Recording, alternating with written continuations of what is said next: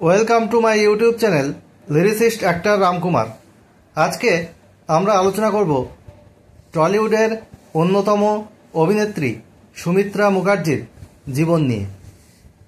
যাই হোক, আপনারা যদি আমার এই আলোচনা পছন্দ করেন তাহলে অবশ্যই একটা লাইক দেবেন, কমেন্ট পোস্ট করবেন এবং এই ভিডিওটি শেয়ার করে অন্যদেরকে দেখার সুযোগ করে দেবেন এবং keep press on bell icon and please subscribe my YouTube channel so that I can upload more and more videos.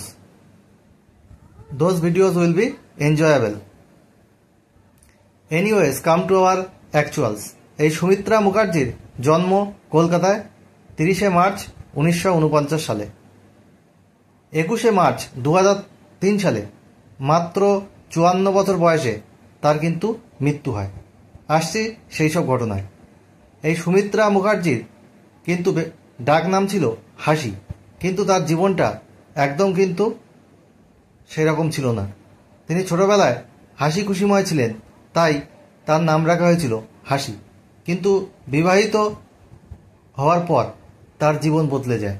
তার জীবন ছিল দুঃখ কষ্টে ভরা। তিনি মানসিক যন্ত্রণা এবং অবসাদের মধ্যে গিয়ে তিনি একবার আত্মহত্যারও চেষ্টা করেছেন, কিন্তু সেবার তিনি বেঁচে যান। তিনি হেরে যান আত্মহত্যা করতে গিয়ে। যাই হোক, এই সুমিত্রা মুখার্জি ছোটবেলা থেকেই অভিনয়ের প্রতি তার একটা ইন্টারেস্ট ছিল। একবার নিউজ পেপারে একটা অ্যাড পেয়েছিল এবং সেখান থেকে আবেদন করে অনেক প্রতিদ্বন্দ্বীদের মধ্যে তিনি কিন্তু সুযোগ পেয়েছিলেন। তার প্রথম সিনেমা 1972 সালে আজকের নায়ক। তারপরে একের পর এক সিনেমা তিনি করে গেছেন। বসন্ত বিলাপ, দেবদাস, অগবধূ সুন্দরী, মান অভিমান, প্রায় 400-রও বেশি সিনেমায় তিনি কিন্তু অভিনয় করেছেন। তিনি প্রথমে গ্রুপ থিয়েটারে অভিনয় করতেন। যখন যেরকম চরিত্র পেতেন বা যেমন টাকাই পেতেন না কেন, তিনি তেমনভাবেই কিন্তু তিনি অভিনয় করতেন। তিনি সারল্যে ভরা ছিল তার মন।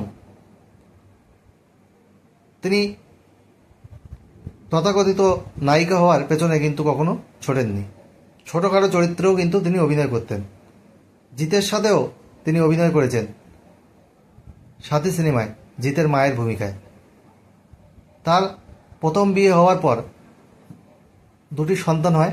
তারপরে তার অভিনয় জগতে প্রবেশ এবং 2 সন্তানের পর তার স্বামী তাকে ডিভোর্স দেয়। তারপরে তার এক বিখ্যাত প্রযোজক রবীন্দ্রনাথ মালহোত্রার সাথে সম্পর্ক গড়ে ওঠে এবং তার সাথে তিনি রিলেশনশিপে ছিলেন, কিন্তু কখনো বিয়ে করেননি। কিন্তু সে বিবাহিত জীবনও কিন্তু তার সুখের হয়নি। প্রথম বিবাহিত জীবন সুখের হয়নি, দ্বিতীয়টিও কিন্তু সুখের হয়নি।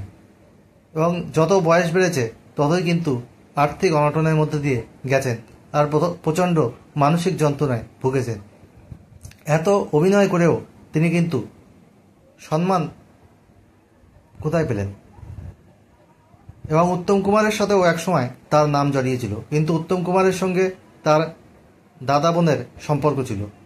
অভিনয়ে কোনো সমস্যা হলেই তিনি উত্তম কুমারের সাহায্য নিতেন এবং অগবধূ সুন্দরীতে তিনি উত্তম কুমারের সাথে অভিনয় করেছেন শেষ শটে পর্যন্ত। এবং এই নায়িকা তার জীবনের শেষ কয়েকটি দিন তার ছেলে বৌমার কাছে কাটিয়েছেন এবং যে রাতে তার মৃত্যু হয় সেই রাতে কিন্তু তার ছেলে বৌমার সাথে ঝগড়া হয়। তারপর তিনি অতিরিক্ত মদ্যপান করেন এবং সেখান থেকেই তার মৃত্যু হয় 21শে মে 2003 সালে। তাহলে শুনলেন তো এই অভিনেত্রী সুমিত্রা মুখার্জির জীবন কত দুঃখে কষ্ট ভরা ছিল। তিনি রঞ্জিত মল্লিক, দীপঙ্কর দে, সন্তু মুখার্জি, সমিত ভঞ্জ, উত্তম কুমার, সৌমিত্র চট্টোপাধ্যায়, এইরকম সব নায়কদের সাথে তিনি অভিনয় করেছেন। যাই হোক, এইরকম আরও আলোচনা আমি করতে থাকবো এই চ্যানেলে। আমার আলোচনা ভালো লাগলে অবশ্যই চ্যানেলটি সাবস্ক্রাইব করে রাখুন এবং ভিডিওটি শেয়ার করে অন্যদেরকে দেখার সুযোগ করে দিন। বেল আইকনে প্রেস করে রাখুন যাতে নতুন ভিডিও আপলোড হওয়ার সাথে সাথে আপনাদের কাছে নোটিফিকেশন পৌঁছে। আজ এখানেই শেষ করলাম।